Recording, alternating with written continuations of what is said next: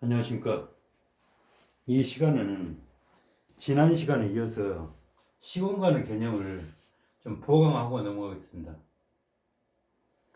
그래서 이 시공간은 그냥 왜 공간이라고 그러지 않고 시공간이라고 그래요.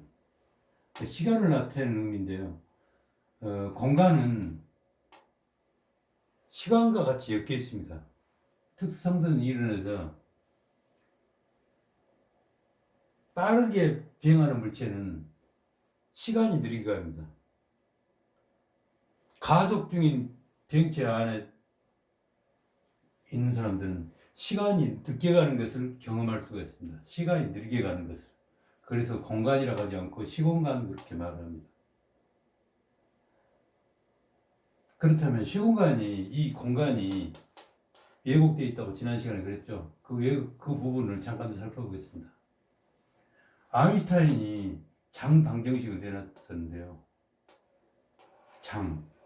이 역장이 형성되어 있는 관계에 있어서 천체와 천체 주변과 서로 엮여 있다는 것, 그게 장방식입니다. 그래서 장방정식을 써놔봐야 우리 같은 일반인들은 잘 이해를 못합니다. 저 역시 마찬가지고요. 그래서 그렇지만 거기에 따르는 그 해석과 이해는 충분히 이룰 수가 있습니다. 다른 여러 물리학자분들이 그런 책들을 많이 써놔서 그 이해를 이룰 수가 있으니까요. 이해하기도 힘든 식을 써놓고 해봐야 뭐 의미가 있겠습니까? 그냥 쉽게 그 본질적인 내용만 우리가 알고 가면 되는 것이죠. 그래서 그 쉽게 이 두 부분을 가지고 설명을 먼저 드리겠습니다. 그리고 나서 이 부분을 살펴보겠습니다. 자, 장방정식 그 뜻을 설명드립니다. 지난 시간에 했었습니다. 그래서 측지 그러면은 순수한 뜻은 옆에 땅인데 여기서는 그 개념이 아니라 이 천체의 주변의 시공간, 측지 그 뜻입니다. 다음 텐서 그러면은 텐션 그러면은 긴장 관계, 인장력 관계, 서로 상호작용하고 있는 관계 이런 의미가 있죠. 그래서 거기다가 오화를 붙이면은 서로 상호작용하고 있는 것들, 긴장 관계에 있는 것들, 이 주변 천체의 주변에서 양자 거품으로 있으면서 서로 상호작용하고 있는 것들, 서로 인장력 관계에 있는 양자 거품들, 항상 상호작용하는 양자 거품들, 그 뜻이 되겠죠. 텐서라는 뜻이요. 그래서 시공간에서 이렇게 측지 텐서다 이 말입니다. 시공간이 천체의 측지 텐서. 그래서 상호작용을 서로 한다 그러죠. 천체 장방정식이라는 게 천체에 이끌어는 측지 텐서 그렇게 써집니다. 결국은. 그래서 서로 상호간에 두 항이 서로 상호작용을 한다 그러죠. 한쪽이 커지면 다른 한쪽 터진다 그러죠. 상호작용을 한다. 이 천체와 시공간이 서로 상호작용을 하고 있다 그 뜻이죠. 그래서 지난 시간에 말씀드렸다시피 양자는 어떤 부드럽게 공간에서 춤추고 서로 에너지를 주고받고 있다가 큰 힘을 만날수록 더 진동이 심해지면서 이렇게 끈이 이축이 된다고 그랬죠. 양자 거품이. 그래가지고 이만했던 끈이 이렇게 조그맣게 줄어든다고 그랬죠. 그래서 이 주변의 밀도가 높아져서 공간이 휘어지는 것이고, 아인슈타인이 장방정식을 제시하니까 1919년에 에딘턴경이 계기 일식 때 실제로 이 현상을 관측을 한 거죠. 증명을 한 거죠. 빛이 직진해야 되는데 밀도에 따라서 밀도가 높은 쪽으로 휘어서 오더라 이거죠. 전체 주변에도 밀도가 높으니까요. 이쪽도 마찬가지고. 자, 그와 같은 것이 바로 장방정식이 갖는 함입니다. 그 원리. 그래서 시공간이 왜곡되었다 그러죠. 이 천체의 크기에 따라서 시공간이 왜곡되는 거죠. 그 곡률이 더 크게 나타나는 것입니다. 시공간이 얼마나 더 왜곡되어 있는가, 곡률이 더 얼마나 심하게 되는가, 그것은 천체의 질량이 크기에 따라서 결정이 되겠죠. 자, 그 다음에 밑에 부분을 살펴보겠습니다. 가속 운동기. 그럼 우리가 지금 다루고자 하는 것은 근본적으로 지금 UFO 비행체죠. UFO 비행체가 어떤 원리에 의해서 병으로 왔는가, 초항석이 불가하다고 그러는데 UFO는 초항석으로 왔을 거다라는 것을 전제로 해서 그 부분을 살펴보는 거거든요. 그래서 가속 운동계에서는 어떤 상호작용이 일어나는 것을 살펴보겠습니다. 먼저 그림으로 살펴보겠습니다. 그림이 항상 훨씬 쉬우니까요. 자, 비행체가 있습니다. 비행체가 이쪽으로 진행을 하죠. 이쪽에서 추력 에너지가 나오고 있고요. 분사, 우리 지구용 로켓 비행체죠. 이 시공간에서는 양자 거품이 이렇게 있습니다. 그래서 비행체가 가속함에 따라서 이 비행체의 질량이 증가한다고 그랬죠.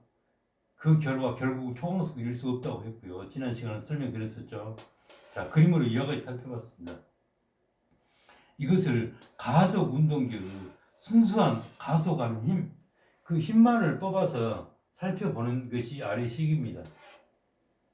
자, 에너지와 질량은 보존된다고 그랬죠. 에너지 질량 보존의 법칙이죠.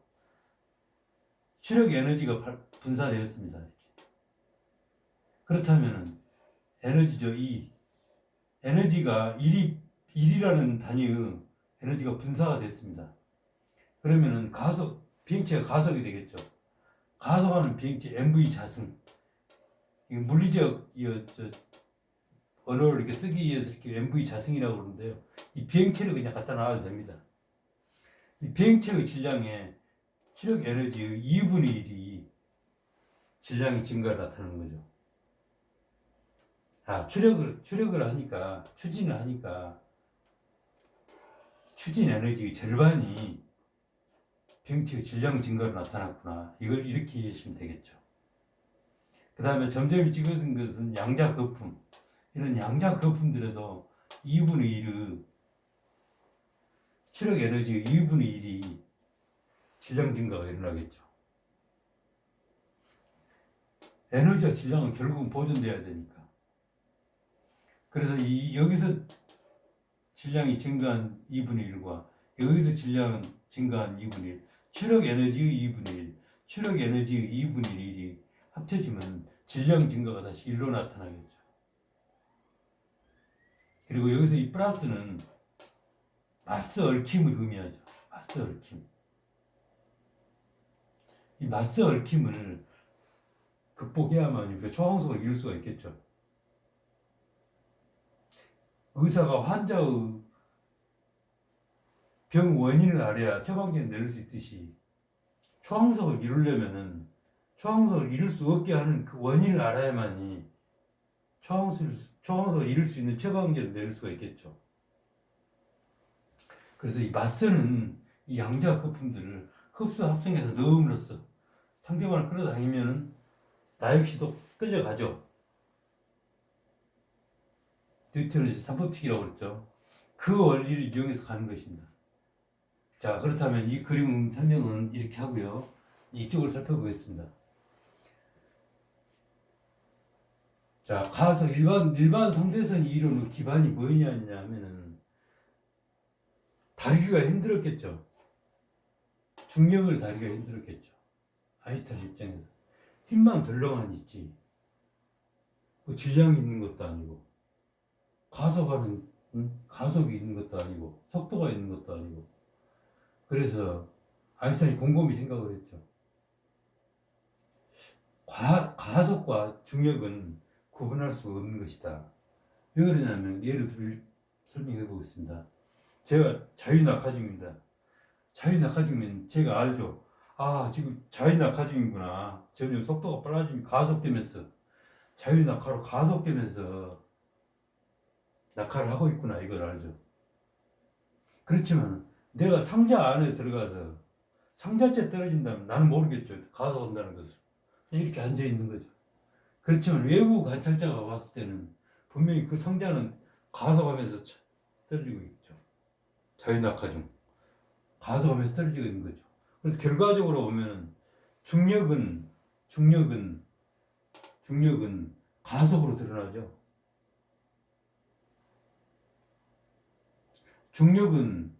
어떤 전체의 중력은 가속 크기가 필요할 거 아닙니까? 그래서 가속과 중력은 구분할 수 없다 이거죠. 그게 등가 원리입니다. 이게 일반 상대선 이론의 출발점이랍니다. 자, 그래서 여기서 이제 살펴보죠. 이 부분은. 우리가 지난 시간 살펴봤듯이 가속을 하면 질량이 증가한다고 그랬죠. 로렌츠 효과, 감마. 상대론적 효과를 나타낸다고 그랬죠. 상대론적 효과. 가속을 하면 질량이 증가한다. 그 결과 초항속을 이룰 수 없다. 그런데 여기서 봐보죠. 질량이 크면은 중력이 증가한 거죠. 질량이 크면은 중력이 증가하죠. 그 결과 시공간과 상호 엮여서 질량이 큰 만큼 질량이 전체의 질량이 큰 만큼 시공간과 서로 엮여서 상호 작용을 하고 있죠. 그래서 대등하게 맞서서 엮여 있는 거죠. 천체와 시공간이 서로 엮여 있다라고 말할 수 있죠. 그래서 이 전체적으로 이걸 보면은 결국 등가 원리에 기반한 장방정식이더라 이거죠. 그래서 이 천체와 이 시공간은 모두 엮여서 상호작용을 하더라 이거죠. 그래서 비행체의 속도를 높이면 양자 거품이 힘을 먹더라 이거죠. 힘 먹는 끈이라고. 끈은 양자로 이해하시면 됩니다. 그냥 끈을 양자를 끈이라고 표현하기도 합니다. 끈 이루는 합자들이요. 그래서 비행체의 속도를 증가하면 힘먹는 끈이다. 양자가 그러면서 위축이 되더라 이거죠. 가속을 하면 질량이 증가해서 중력이 커져 맞서 일으키더라 이거죠. 가속을 하면은 질량이 커지고 이 공간 양자 거품과 맞서 얽히겠죠. 가속하는 비행체와 그 결과 이렇게 맞서 얽혀서 초항속을 이룰 수가 없더라 이거죠. 그래서 여기의 그림이 됐든 이 밑에의 그림이 됐든 맞서 얽히기는 마찬가지죠. 맞서 얽히기는 마찬가지지 않습니까? 그래서 이것을 아인슈타인 힐베르트 액션이라고 합니다. 액션. 동작. 엮여 있는 것. 상호작용하는 것. 힐베르트라는 물리학자가 수학을 잘했었나 봐요. 그래가지고 이 장방정식에 상당한 좀 영향을 미치고 그런 좀 보완적인 역할을 많이 하신 것 같아요. 그래서 그걸 기념하기 위해서 이와 같이 얽혀 있는 이런 수학적 이론들을 아인슈타인 힐베르트 액션 그럽니다. 자, 그렇다면 이 맞서서 얽히는 양자 거품을 흡수해야만이 초항속을 이룰 수가 있겠죠. 옛날에 물리학도들이 그런 얘기를 많이 해요. 초항속을 이루려면은 공간을 찢으면서 가야 된다 그러는데 그 당시에는 무슨 공간을 찢고 간다는 거예요. 그게 뭐 종이처럼 찢고 말고 말 게 뭐가 있다고 이런 생각이 들었었는데 공부를 하다 보니까 이제 그런 게 이해가 되더라 이겁니다. 그렇다면은 그 공간 양자 중에는 다양한 공간 양자가 있겠죠. 다양한. 근데 힉스 입자라는 또 이렇게 공간 양자가 있습니다. 그래서 그 힉스 입자에 대해서 살펴보도록 하겠습니다. 힉스 입자를 살펴봄으로써 우리가 또 다른 이해를 이룰 수가 있거든요. 그래서 그 힉스 입자를 잠깐 살펴보겠습니다. 힉스라는 영국 물리학자와 또 다른 물리학자들이 많이 연구를 해가지고 시공간에는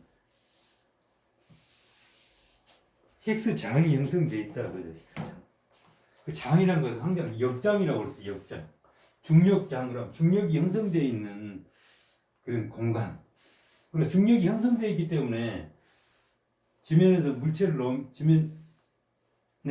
놓으면은 지면으로 떨어지죠. 여기 위에서 공간상에서 물체를 놓으면은 지면으로 떨어지는 거죠.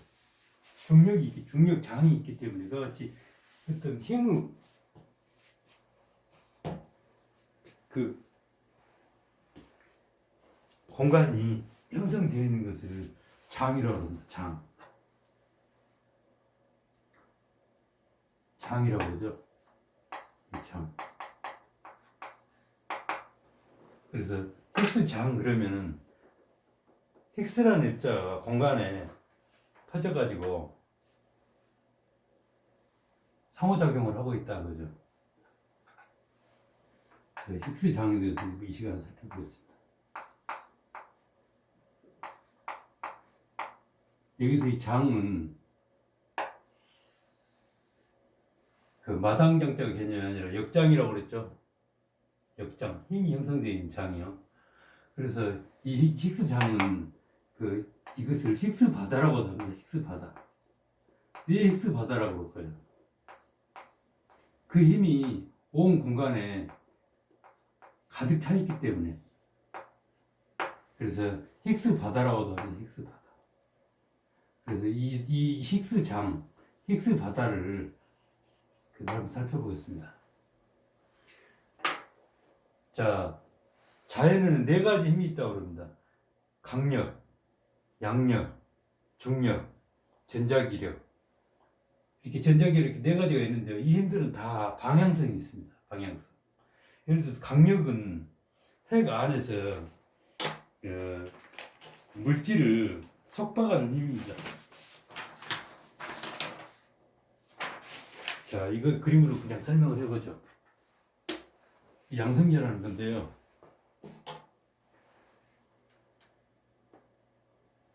이렇게 어커크와 어커크 2개, 다운커크 하나라는 이 물질 입자가 있는데요. 이 물질 입자를 이 글루온이 이렇게 뛰어다니면서 속박을 합니다. 안으로 속박하는 힘. 이런 양성자와 중성자들이 여러 개 합치면 핵이 되죠. 그래서 이거 하나를, 양성자 하나만을 살펴봐도 그 구성이 어떻게 되어 있는가를 알 수 있겠죠. 기본적으로. 그래서 강력입니다. 지금 이렇게 뛰어다니면서 이 쿼크 사이들을 뛰어다니면서 이 쿼크들을 묶어서 속박하고 있는 힘. 1초면은 1조 곱하기 100억 번을 뛰어다닙니다. 글루온이. 그렇게 빠르게 뛰어다니는 거예요. 그러면서 이 안으로 속박하는 거예요. 속박하는 힘이. 여기서 파이 중간자도 역시 다른 이렇게 중성자와 연결이 되어 있고요.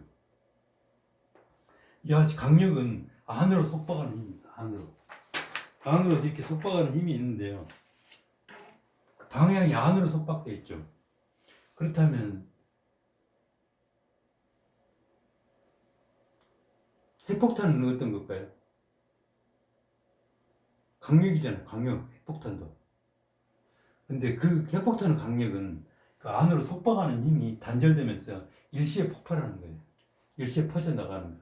그렇기 때문에 핵폭탄은 무섭죠. 빵! 한 번 에너지가 터져나오니까. 그건 죽음 강력이죠. 강력이 죽으면서 에너지로 변환되어 나오는 겁니다. 그리고 양력 역시 핵의 근거리에서만 작용을 합니다. 에너지를 방출하거나 베타 분계나 양의 베타 분계나 이렇게 핵의 근거리에서만 핵과 관련되면서 일어나는 상호작용이고요. 그래서 그것도 에너지나 물질 입자가 이렇게 변환돼서 나오거나 아니 들어가거나 해서 방향성이 있죠. 전자기력은 예를 들어서 전자기파가 퍼져나가는 방향으로 그 힘이 진행된다고 할 수가 있고, 중력 같은 경우는 우리가 늘 경험한 거니까 늘 지면으로 떨어지죠. 항상 안으로 끌어당기는, 멀리 있는 물체를 안으로 끌어당기는 그런 방향성을 가지고 있죠. 그런데 그 힉스 장은 방향성이 없습니다. 스칼라장이죠. 좀 전에 설명했던 4가지 힘들은 다 벡터장으로서 방향성을 가지고 있는데, 이 힘은 스칼라장이 방향성이 없습니다. 왜 그러냐면 빅뱅이 터져가지고 우리 우주가 생기면서 즉시적으로 모든 공간에 힉스 입자가 존재하면서 상호작용을 하죠. 그래서 그 힉스 입자는 나의 전방에도 있고 나의 뒤에도 있고 좌측, 우측, 위에 아래, 전후, 좌우, 상하 모든 곳에 다 힘이 있어서 상호작용을 하는 거죠.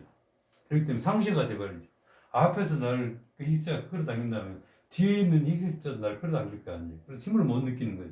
좌측 우측도 마찬가지고 위 아래도 마찬가지고 서로 상호작용이 같이 모든 방향에서 다 똑같이 일어나 버리기 때문에 우리가 그 힘을 못 느끼는 겁니다.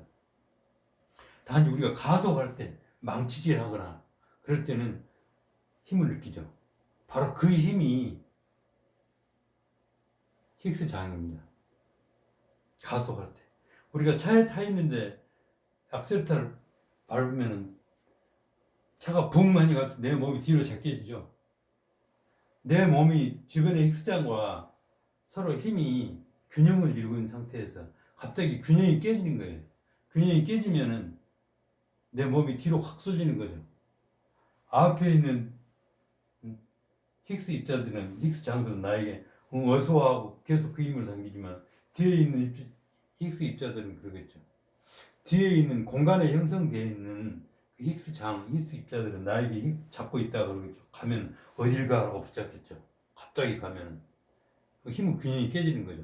그래서 차를 가속을 붕 하면 내 몸이 뒤로 휙 제껴지는 거죠. 자, 그래서 이 힉스 장이 제거된다면은 가속 시에 끈적한 관성 질량이 소멸되겠죠.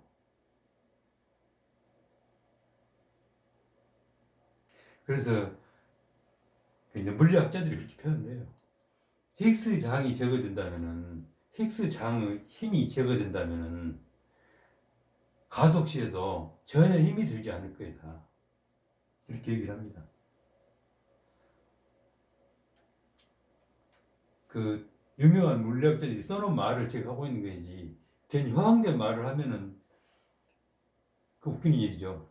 그래서 그냥 그렇게 이해를 하시면 됩니다. 자, 그렇다면 내가 가속할 때 이제 힉스 장, 힉스 입자가 제거됐다면요, 내가 가속할 때 힘이 들지 않는다면은 내가 막 묵직한 나의 관성 질량, 질량감을 내 몸의 질량감을 느끼지 못한다면은 역시 갑자기 쓸 때 브레이크를 밟으면 또 갑자기 쓰죠.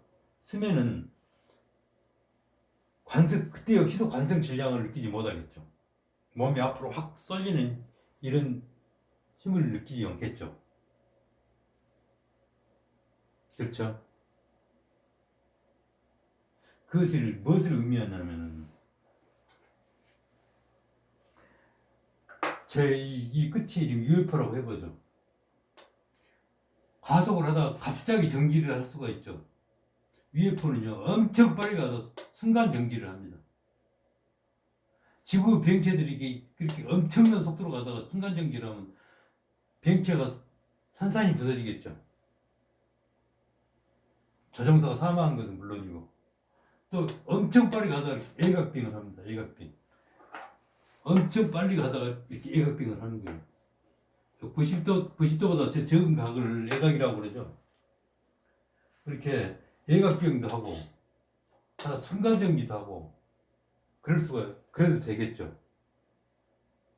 가속하고 정지하는데 아무 힘이 들지 않으니까 관성 질량이 사라진다고 그거죠. 관성 질량이 사라진다고.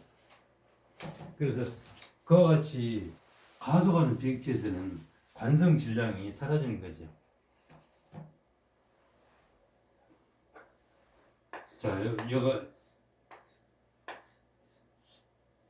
자, 이렇게 이제 높게 진입 방향입니다.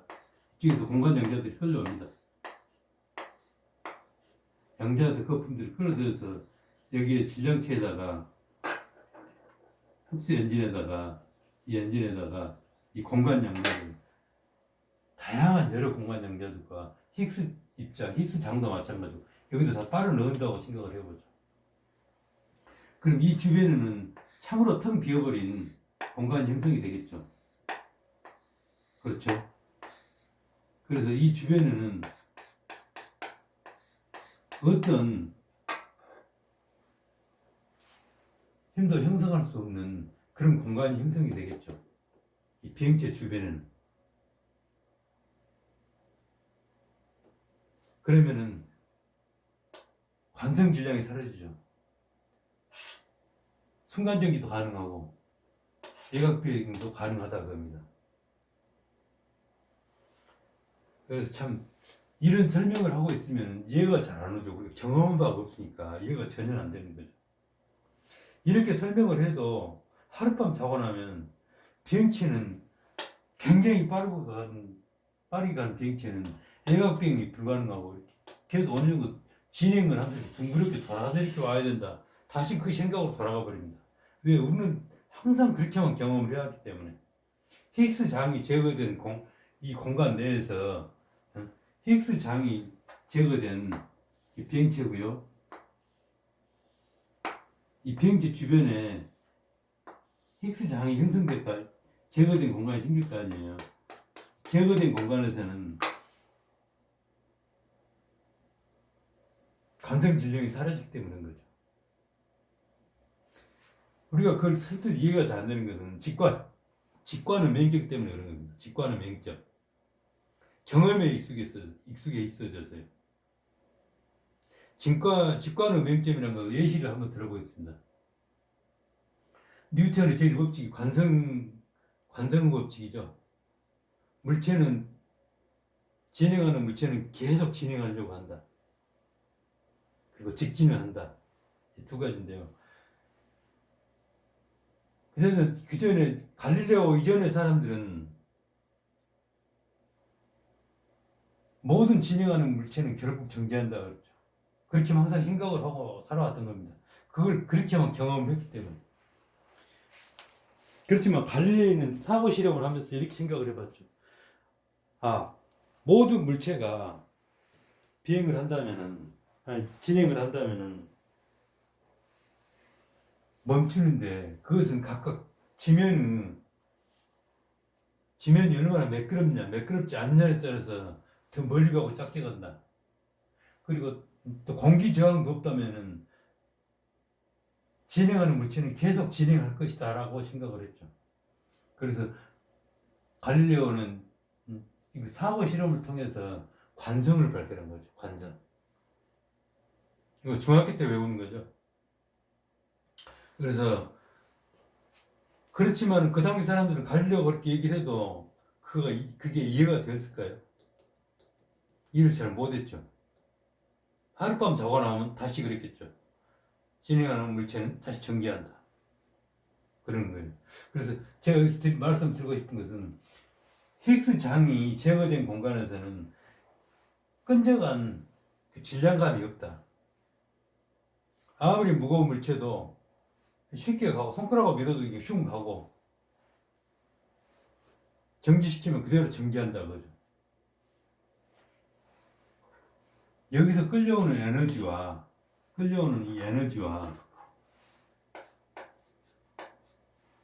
이 비행체 엔진 사이에서 일어나는 상호작용에 의해서 비행체가 가긴 하지만은 관성 질량이 없겠죠.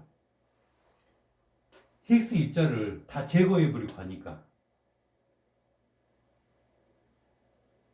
그래서 이 히그스 장이 형성되면은 그와 같이 텅 빈 공간을 비행하는 그런 경우가 되겠다 이겁니다. 그래서 제가 그 예시를 잠깐 설명을 하자면요, 이와 같은 건데요. UFO가 비행할 때는 이와 같이 주변에 그 검은 공간이 나타납니다. 이건 적게 느린 속도로 비행한 거죠. 느린 속도로 비행한 거고요. 정말 빠르게 공간을 찢어버린다면 이 전체가 이렇게 시커멓게 되겠죠. UFO가 보이지가 않겠죠. 이건 차츰차츰 이제 설명을 드리면 다음 시간에 이 부분을 설명을 드릴 겁니다.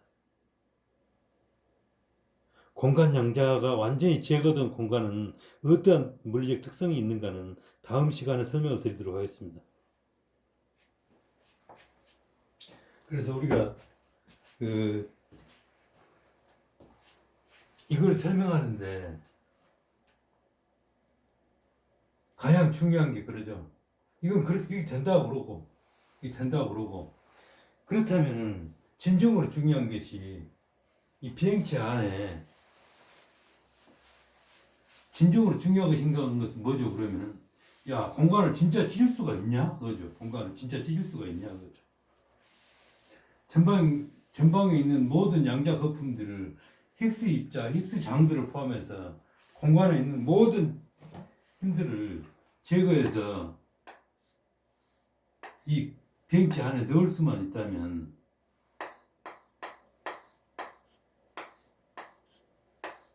이렇게 이제 공간 양자 에너지들이 빨리 오는 거죠. 빨리 오는데요. 그래서 이 주변에 이렇게 공간이 찢어집니다. 참으로 텅 빈 공간이 생기는 거예요.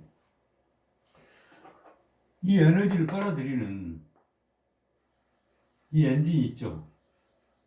이 원리. 이 원리가 정말 중요한 것 같은데 이 원리를 좀 설명을 지금 해주지 그러냐 그럴 수도 있겠죠. 근데 이건 설명하려면 설명을 차근차근 해야 됩니다. 이건 굉장히 중요하기 때문에요. 하고 설명을 한꺼번에 다 할 수가 없습니다. 그래서 이 부분은 천천히 설명을 드리겠습니다. 천천히 설명을 드리고요. 이 힘은 이제 결론적으로 미리 말씀드리면 여기서 힘은 아까 힘에는 네 가지 종류가 있다고 그랬죠. 강력의 힘입니다. 강력의 힘. 강력의 힘으로 이 모든 공간 양자들을 흡수해야 되거든요. 속박하는 힘. 그 속박하는 힘을 이용해서 공간 양자들의 양자 거품을 흡수해서 속박을 시켜야 돼요. 질량이 증가하는 거죠. 질량이 증가하는 거죠.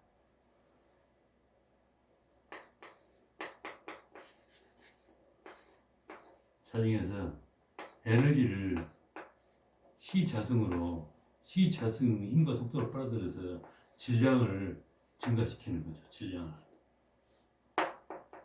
그럼 이 공간 양자들이 공간 양자 거품들이 이 공간 양자 거품들이 빨리 와서 이 비행체의 실린더 안에 질량이 증가하겠죠.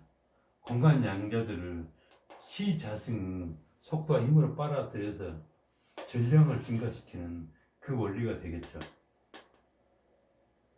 그 원리를 이제 설명을 드려야 되는데 그 부분은 천천히 설명을 드려야 됩니다. 7강부터 한 15강까지 그때 설명을 드릴 겁니다.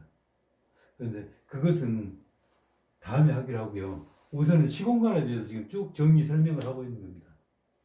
이 비행체 주변에 이 시공간에 대해서 시공간의 특성 그래서 지금 설명을 하고 있는 거죠. 그리고 이 공간 양자를 흡수해서 빨아들이는 원리는 지구상에서 이미 다 있어요. 그 실은 해석을 안 했을 뿐이에요. 연구를 제가 하다 보니까 그걸 해석이 되더라고요. 결국 이 원리입니다. 이 원리. 공간 양자를 끌어들여서 제가 이 다음 차근차근 설명을 하면 누구도 부인하지 못할 것입니다. 그것은 보스노바라고 하는 건데요. 보스노바라는 실험입니다. 보스노바라고 하는 실험인데요. 그 실험이 이미 지구에서 다 일어났습니다. 그렇기 때문에 뭐 거기에 대해서 믿으셔도 신뢰라고 들어보셔도 될 겁니다. 그렇다면은 이렇게 공간 양자를 끌어들이고 합성해서 이 진진공을 형성시키면은 이 진진공이라고 그러는데 다음 시간에 설명하는데요. 이 부분에 대해서 설명을 좀 드려야겠죠. 이 부분에 대해서. 이 부분에 대해서는 다음 시간에 차근차근 설명을 드리겠습니다. 이상으로 이 시간을 마치겠습니다. 그래서 다음 시간에는 양자 거품을 흡수해서 빨아들이면 이 주변이 어떻게 나타난 것에 대해서 설명을 드립니다. 감사합니다.